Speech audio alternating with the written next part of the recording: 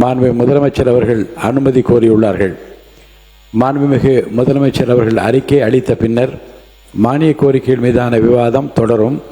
பேரவை விதி 110 கீழ் அறிக்கை அளிக்க மாண்புமிகு முதலமைச்சர் அவர்களுக்கு அனுமதி அளிக்கப்படுகிறது.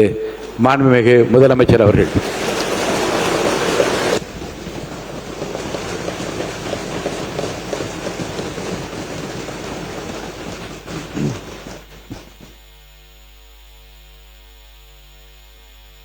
முதல்ல உங்கள் தலைவரோட பேரை மென்ஷன் பண்ணி பேசுனது தவறு தான். அவர் சார்பாக நான் சாரி கேட்குறேன்.